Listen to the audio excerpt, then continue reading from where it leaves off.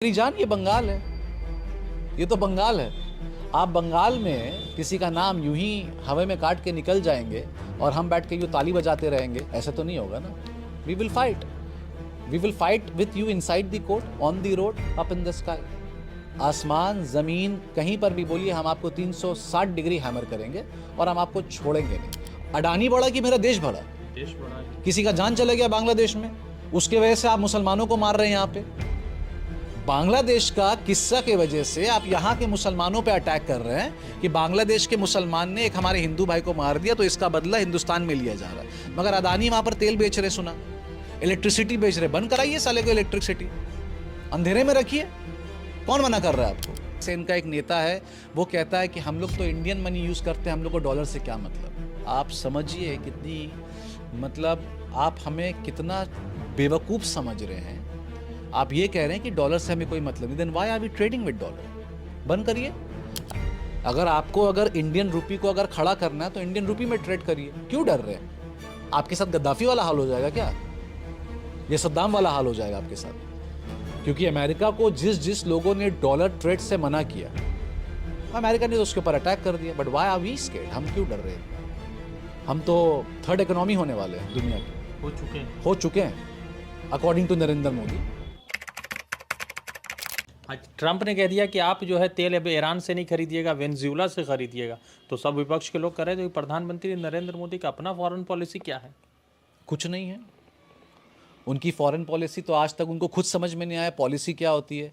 जयशंकर जी जाके पता नहीं क्या पॉलिसी खेलते हैं, मीटिंग खेलते हैं, ठेंगा मीटिंग पॉलिसी कुछ होता है। देखिए भैया, मैं आपको एक मोटे मोटे शब्दों में समझा रहा हूँ। आप सरहद की बात कर रहे हैं, इकोनॉमी की बात कर रहे हैं। सीतारमन ने हम बंगालियों को कुछ नहीं दिया, हमें मारा है। हम बंगालियों को मारा गया है यूपी में, महाराष्ट्र में, उड़ीसा में, झारखंड में, राजस्थान में हमें मार दिया गया क्योंकि हम बंगाली बोलते हैं। ये सब अपनी जगह है। मुझे आप मोटे मोटे शब्दों में ये समझा दीजिए। मुझे उतनी इकोनॉमिक्स, फिस्कल डिफिशिएट, ये फलाना झमकाना नहीं आता। मैं अपने लोकल आदमी लोग से पूछना चाहता हूँ, डॉलर आज के डेट में 93 चल रहा है, इसका रीज़न क्या है? इसका जवाब कौन देगा? गृह मंत्री देंगे, प्रधानमंत्री देंगे। ठीक है, मगर देंगे ये लोग, फिर किसी को बोल देंगे। जैसे इनका एक नेता है, वो कहता है कि हम लोग तो इंडियन मनी यूज़ करते हैं, हम लोग को डॉलर से क्या मतलब। आप समझिए कितनी, मतलब आप हमें कितना बेवकूफ़ समझ रहे हैं। आप ये कह रहे हैं कि डॉलर से हमें कोई मतलब नहीं, then why are we trading with dollar? बंद करिए। अगर नरेंद्र मोदी की हिम्मत है, मैं सच में उनको सलाम करूंगा, एक बार वो डॉलर में ट्रेड करना छोड़ दें। Let's decide this. ऐसा हो नहीं सकता ना। क्यों नहीं हो सकता? पूरी दुनिया को अमेरिका चलाता है। क्यों नहीं हो सकता? तो आप इतनी बड़ी बड़ी बातें कर रहे हैं, फॉरेन पॉलिसी की बातें कर रहे हैं, विकसित भारत की बात कर रहे हैं। I am with Narendra Modi, मैं नरेंद्र मोदी जी के साथ हूँ। चलिए हम अपने रुपी में ट्रेड करेंगे। हमारी रुपी को तो साइन मिल गया है ना, पहले नहीं मिला था। हमारी रुपी का साइन भी है, हमारा एम्ब्लेम भी है, सिंबल भी है। ठीक है, let's deal with Indian rupees, why not? क्यों नहीं? अगर इंडियन रुपी को अगर खड़ा करना है तो इंडियन रुपी में ट्रेड करिए। क्यों डर रहे हैं? आपके साथ गद्दाफी वाला हाल हो जाएगा क्या? ये सद्दाम वाला हाल हो जाएगा आपके साथ? क्योंकि अमेरिका को जिस लोगों ने डॉलर ट्रेड से मना किया, अमेरिका ने तो उसके ऊपर अटैक कर दिया। But why are we scared? हम क्यों डर रहे हैं इतना? हम तो थर्ड इकोनॉमी होने वाले हैं दुनिया के, हो चुके हैं according to Narendra Modi. Military power हमारा, तो इसमें तो गर्व है हमें, इसमें तो मुझे गर्व है, क्योंकि ये मिलिट्री बनाने वाले नरेंद्र मोदी नहीं है। आज़ादी के बाद से मिलिट्री हमारा गर्व है, था और रहेगा। तो हम तो बहुत शानदार मिलिट्री है हमारे पास, हमें किससे डर है? तो चलिए ना, एक चैलेंज मैं पूरे इंडिया को आज दे रहा हूँ। इंडिया मुझे कमेंट करके ये बता दे, और इसमें अगर कोई रीज़न है, इसमें अगर कोई क्लॉज है या कोई फ्लॉज है, या अगर कोई इकोनॉमिक्स अगर आता है, I want to deal with your country on my Indian रुपी।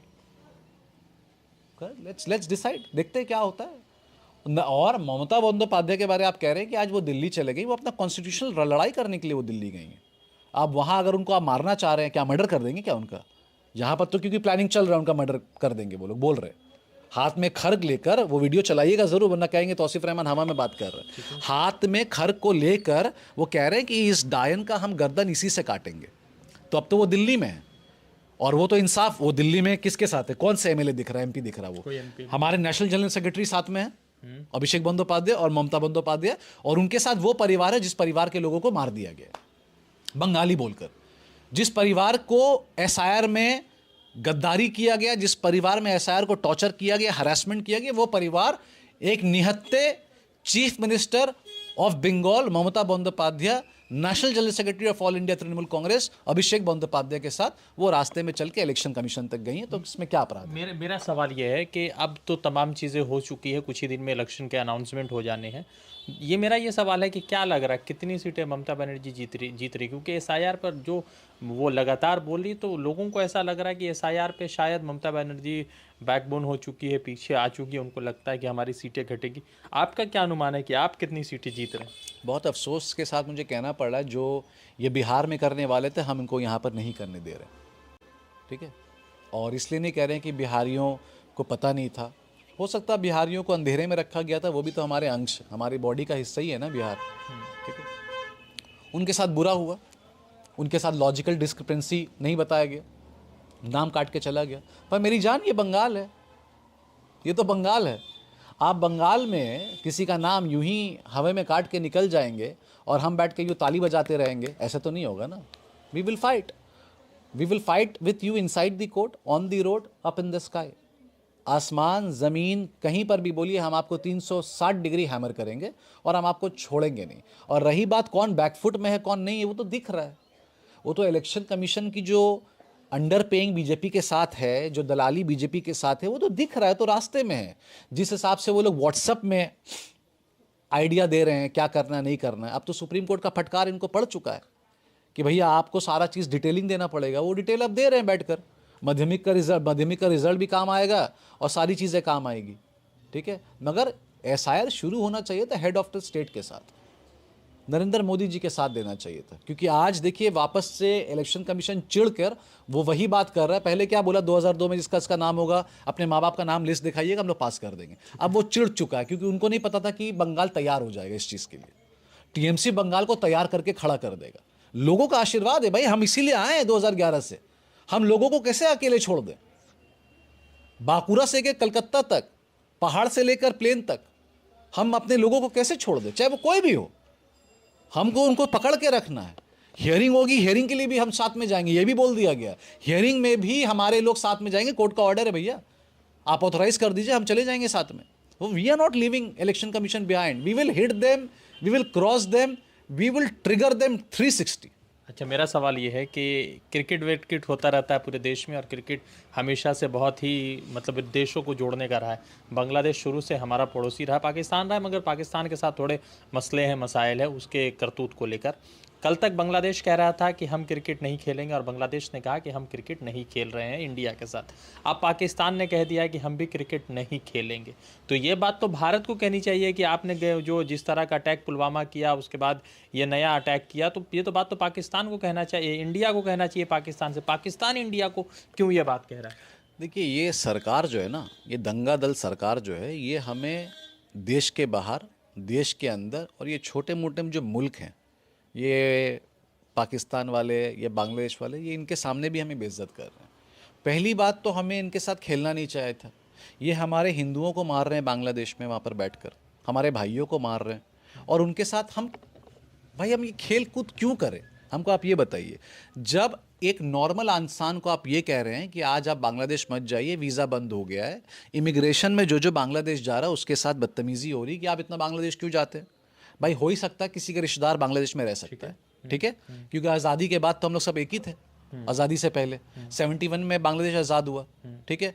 अभी भी सबके रिश्तेदार वहाँ पर रहते हैं, फिर भी ये टॉर्चर, मगर आम आदमी को टॉर्चर किया जा रहा है कि ये बांग्लादेश बहुत जाता है। आम आदमी को टॉर्चर किया जाता है ये पाकिस्तान बहुत जा रहा है, दिल्ली से। कलकत्ता से तो उतना कोई नहीं जाता, दिल्ली से कोई जाते हैं, उनके खाला फुप्पी कहाँ रहती हैं, वो अलग बात है। मगर आप जब ऊपर लेवल की बात हो रही है तब भीख मांगे क्रिकेट खेलने के तैयार है। क्यों खेलना है हमको उसके साथ क्रिकेट?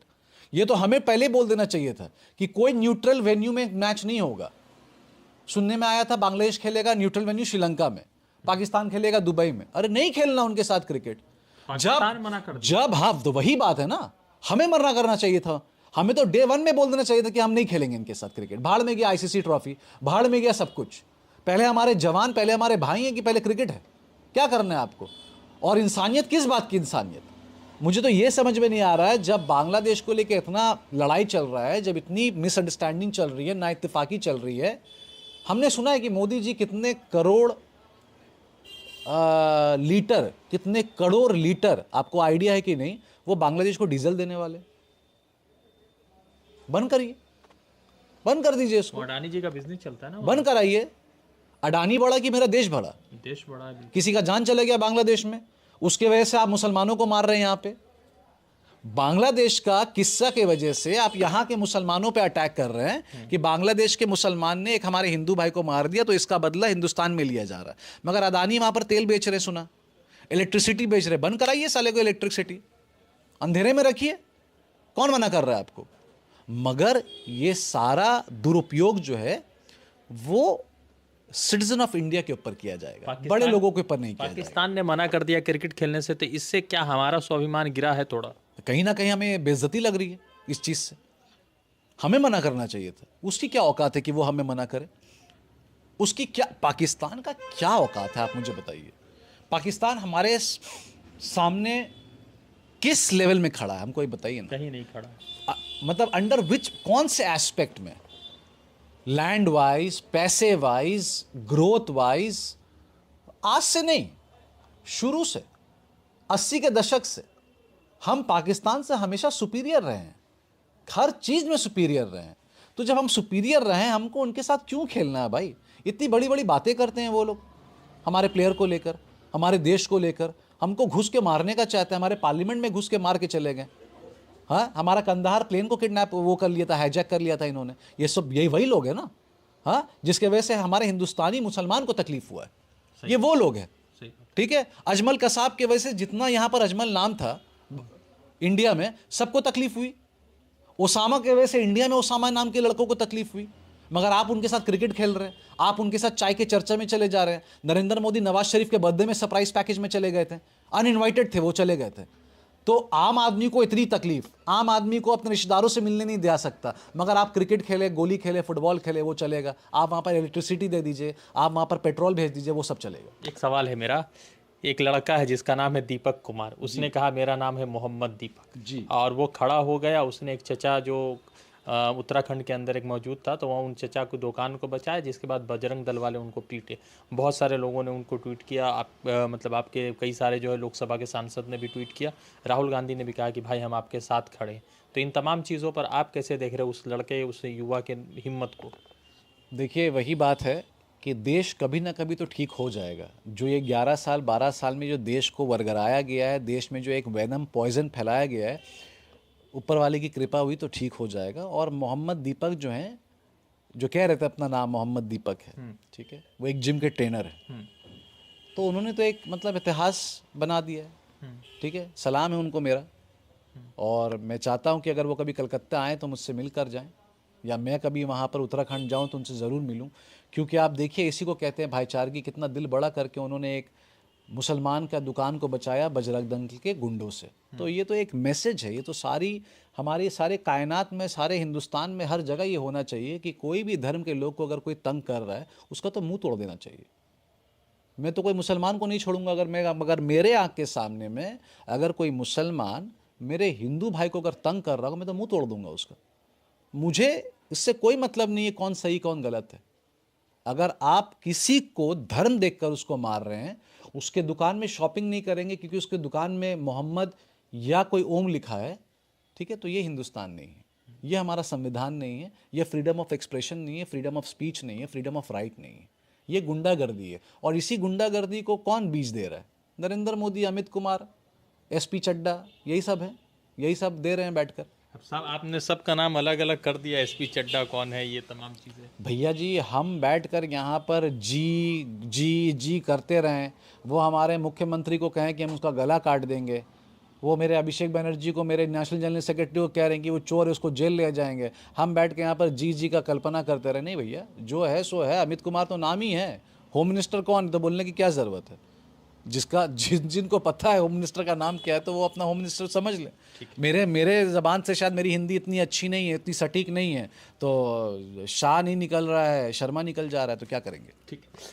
तौसीफ़ रहमान जी से बातचीत हो रही थी, लगातार जिस तरह के तमाम मुद्दे थे उन तमाम मुद्दों पर खुलकर तौसीफ़ रहमान जी ने बातचीत की। ममता बनर्जी को लेकर अमित शाह के जो बयान थे उन तमाम बयानों पर जो है खुलकर बातचीत की। आप पूरे इंटरव्यू से क्या समझते हैं कमेंट में बताइएगा। रज़ा अंसारी की रिपोर्ट, द इंडियन खबर के लिए।